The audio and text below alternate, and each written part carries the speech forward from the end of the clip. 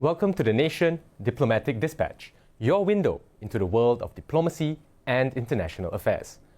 Japan and Malaysia share over 60 years of close ties, marked by strong trade, strategic cooperation, and cultural exchange.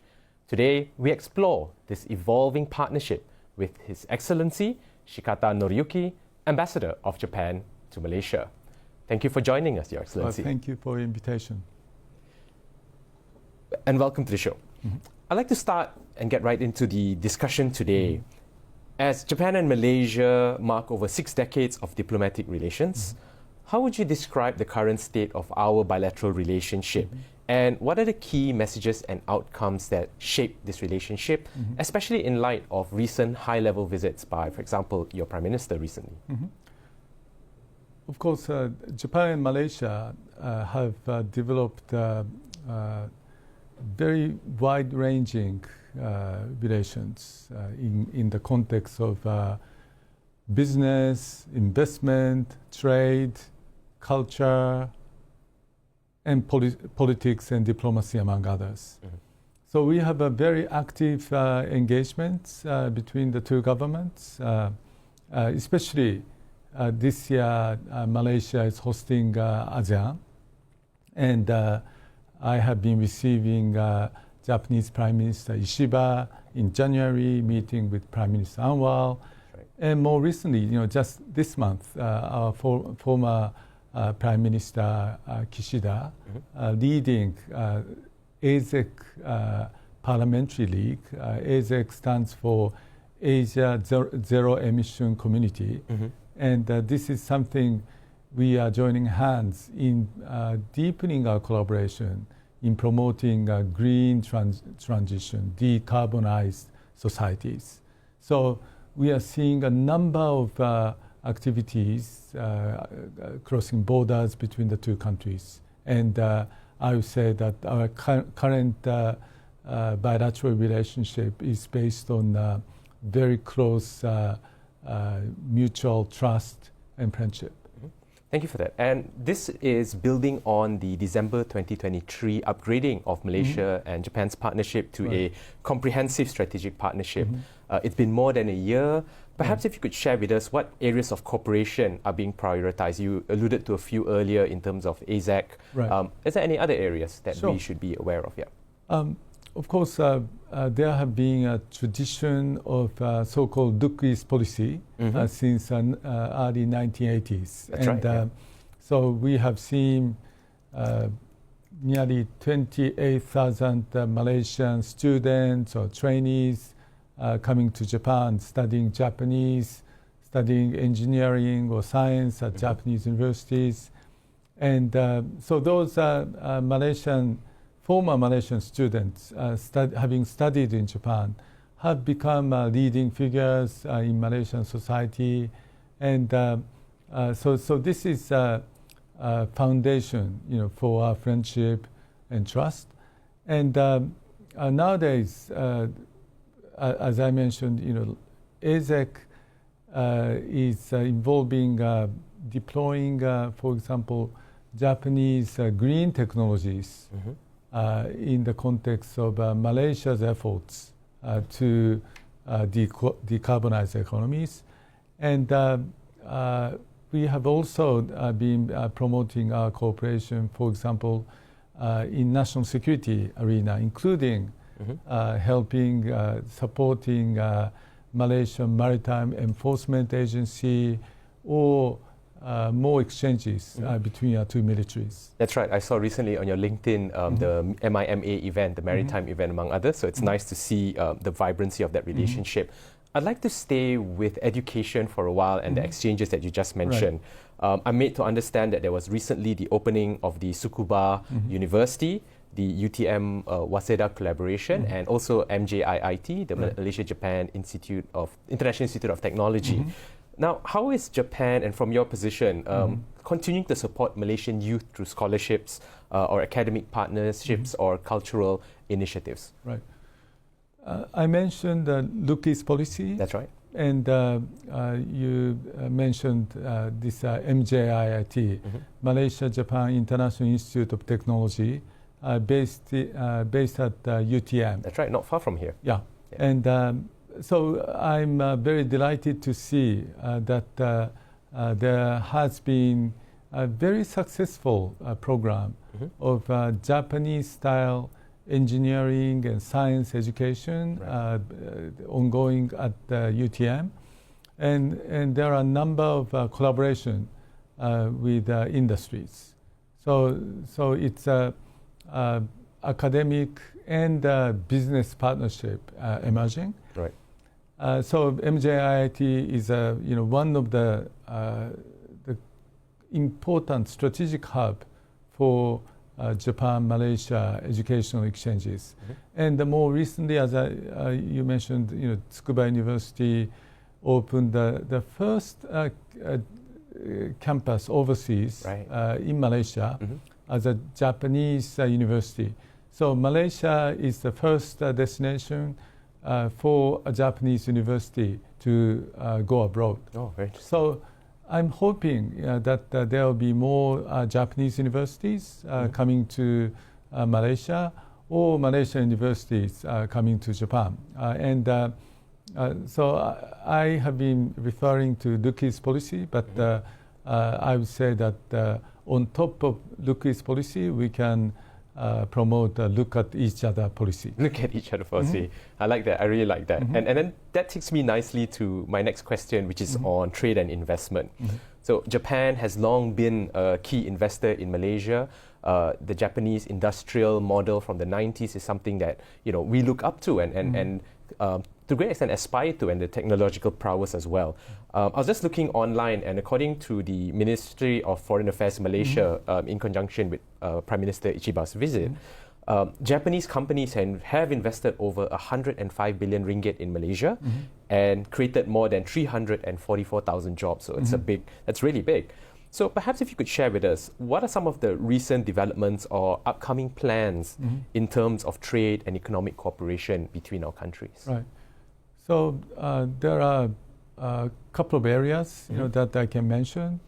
One is related to this green transition or ASEC related ones, and especially more and more Japanese companies are coming to, for example, to Sarawak for green investments. And of course, Sarawak has a huge hydro power potential. That's right. And introducing new solutions, making use of hydrogen or ammonia or CCUS, carbon capture and storage. Those are the solutions that Japanese companies can bring to Malaysia. But not only those areas, but also, for example, I'm impressed by the number of Japanese restaurants in Malaysia. Right. I understand that there could be more than 2,000 Japanese restaurants. And as more and more Malaysian tourists come to Japan, I understand that there is a higher expectation for Japanese restaurants in Malaysia.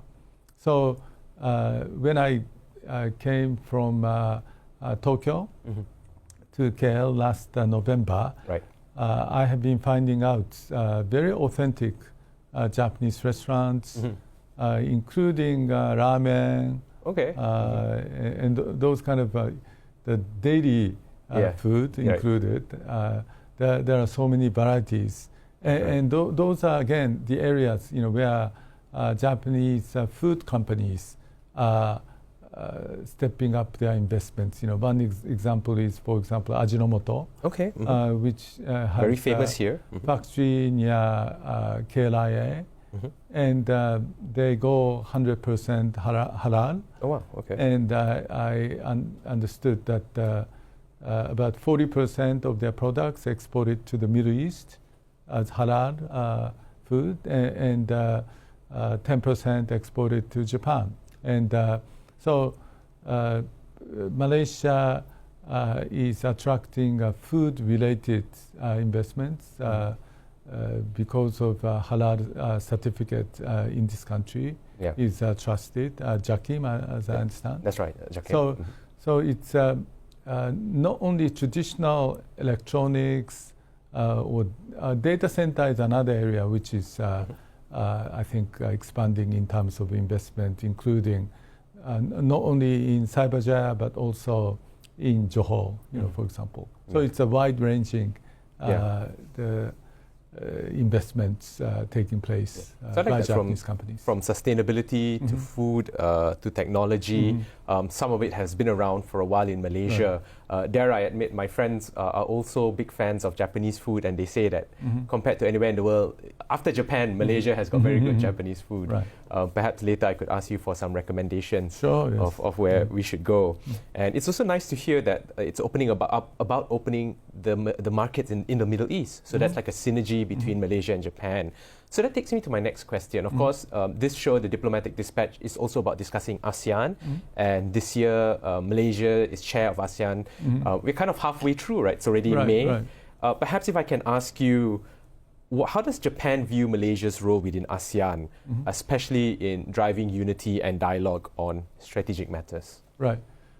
Of course, we are looking forward to proactively participating in ASEAN meetings, ministerial meetings, or summit meetings.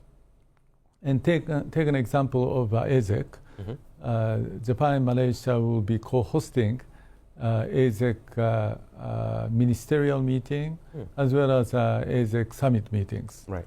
So, for example, if we can create model examples in Malaysia, say by Japanese companies' investments, those models could be shared with other ASEAN countries. Right. And all of ASEAN countries are facing the challenge of climate change. Yes. And we are advocating for so-called multi-pathways. Right. Each country's energy policy landscape is different. So we wish to cater to the respective conditions of energy policy landscape of ASEAN countries. Another example is I have been trying to tackle the issue of traffic jam in Kuala Lumpur. Right, that's very important. And there could be Japanese startup companies, data responsive transport (DRT), to address the issue of first 1 mile and last 1 mile. And so for example, if regions like Mont Kiara and Bukit Bintang could be connected with making use of AI and reducing traffic by increasing the number of usage of say minibuses and so forth. That would address traffic jam. And this could be a model examples for other mega cities across Asia, including in Jakarta, Bangkok, Ho Chi Minh, or India mega cities. That's right. Of course, public transport's something that's very important to us, and the Japanese public transport system is known for being very efficient. If I may then ask, next week there's going to be a big event happening here in Kuala Lumpur, specifically the ASEAN Summit. Do you have, or does the embassy have any expectations or kind of the top 3 things that you are looking forward to seeing or being part of at the summit next week? What we are expecting is this ASEAN process would address urgent regional issues like the situation in Myanmar. Right. And the situation in Myanmar has worsened because of the quake in March. And we have been dispatching humanitarian assistance, and we wish to engage in reconstruction of the country at some point of time. But at this point of time, it's so difficult to effectively carry out humanitarian assistance. I have a very strong expectation for Malaysia as chair of ASEAN to address these urgent issues, and Japan is looking forward to supporting Malaysia's role as a chair of ASEAN process. Of course, there are other issues like collaboration, between Japan's free and open Indo-Pacific. That's right. Yep. And ASEAN's AOIP, ASEAN Outlook for the Indo-Pacific. On that, if I may just jump in very quickly, last year you wrote an article after the G7 Hiroshima summit where you spoke about defending rules-based international order. And both our countries often talk about the FOIP, or the Free and Open Indo-Pacific. Now, if I may ask you, and I think you were alluding to that earlier, how is Japan working with Malaysia to maintain peace, stability, and prosperity in the region? Right. So Japan has been promoting this concept of free and open Indo-Pacific. It has economic dimensions, investment related dimensions. For example, Japan has been promoting connectivity across borders in ASEAN.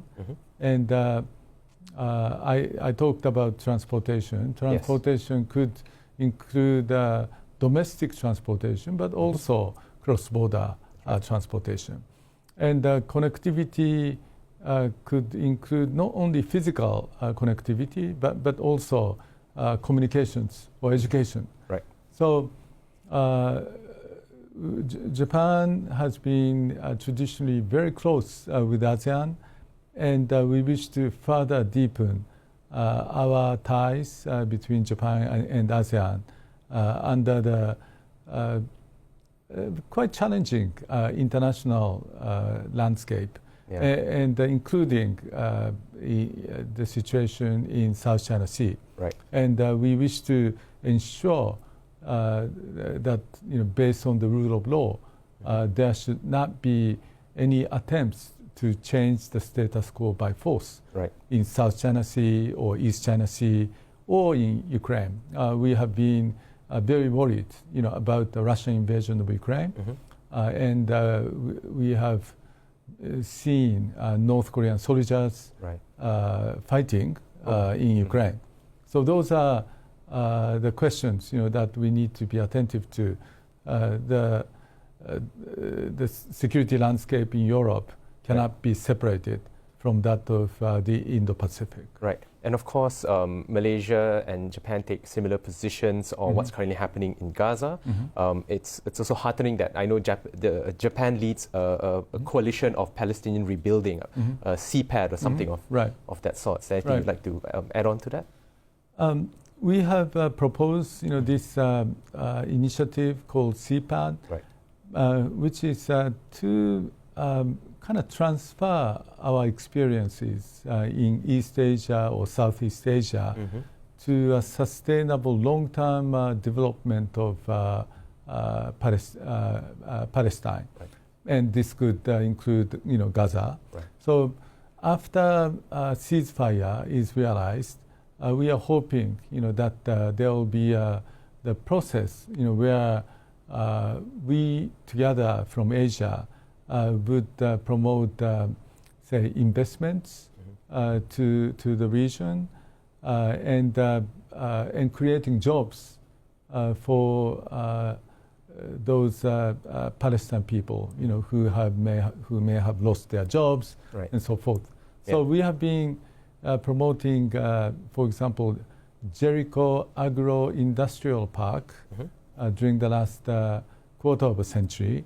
And we believe that quality jobs to be created and coupled with, say, providing educational services would be conducive to sustainable development. So it's more of a medium to long-term project, but we are looking forward to closely collaborating with the Malaysian government on this. It's very heartening, right? Because Japan being one of the developed countries and in Asia being concerned about what's happening in the Middle East. And I think it's this kind of global outlook that's very consistent with your principles, with the FOIP and all. Ambassador, if I may bring us back to a slightly lighter issue, but no less important, is about tourism. Earlier this year, you were in a viral video during Ramadan, going around the bazaars, buying Malaysian food. Right. There were two parts to it, which also highlighted the power of cultural diplomacy. I suppose very quickly, if you can tell us what's your favorite Malaysian food so far? Okay. Well, just a quick one. Of course, I have been trying nasi lemak or mee goreng, so I love different kinds of Malaysian cuisine, including Malay or Chinese, Indian or Nyonya. Fantastic. And I'm very fond of trying different kinds of cuisine in this country. Okay, I like that. That was a great answer. I'd like to ask you in relation to the Osaka Expo 2025, which has just been launched. It is now expected to attract over 28 million visitors, I was checking. And Malaysia itself, we are targeting about 30 over million visitors because next year is Visit Malaysia year. Right. How is Japan showcasing your theme of designing future society for our lives? And what does this global event offer for strengthening international partnerships like ours? Of course, when we are hosting Osaka Kansai Expo, we wish to address common challenges, that our global community is facing, today. And we are showcasing some of cutting-edge technologies to address those common challenges. Right. And at the same time, Malaysia has been showcasing, some of the cutting-edge maybe technologies or this concept of harmony under diversity. Right. So we really appreciate, that Malaysia has been very actively participating in Osaka Kansai Expo, and I hope that more Malaysian people will come to Osaka to participate in Osaka Kansai Expo, and this is a mutual learning process. Right, wonderful. I think that's it'll be quite exciting to be able to see how the Expo goes. We've seen all the numbers. There are a lot of people there. Excellency, if I may ask you, what is your message that you'd like to share with the Malaysian public as we look to the future of Japan-Malaysia relations? We still have a few minutes left, so what are your thoughts on this? Yeah. So, as we discussed, we have a long history of friendship and trust. And as Malaysia is becoming a high-income country, there are common agendas, that we can address and solve, together. And I mentioned, for example, traffic jam. Right. And this is the kind of issues, that if Malaysia succeeds in addressing traffic jam issues in Kuala Lumpur, Johor Bahru, or Penang, Malaysia will become the model of the rest of ASEAN community, and Japan wishes to support that transition in close partnership with Japanese companies. Right. Ambassador, that's all the time we have for today. Thank you very much for all your thoughts, and I like how you spoke about Malaysia and Japan working together to create models for the global community. I also how you mentioned earlier about not just look east but also look at each other. I think there's definitely a long way where this partnership can go. And for those of you at home, thank you for tuning in. That's all the time we have on today's episode. Our heartfelt thanks to His Excellency Shikata Noriyuki, Ambassador of Japan to Malaysia, for sharing his insights on a partnership that continues to shape economic progress, regional cooperation, and cultural understanding between our two nations. I'm Danial Rahman. This has been an episode of Diplomatic Dispatch, your window into the world of diplomacy and international affairs. Thanks for tuning in. Until next time.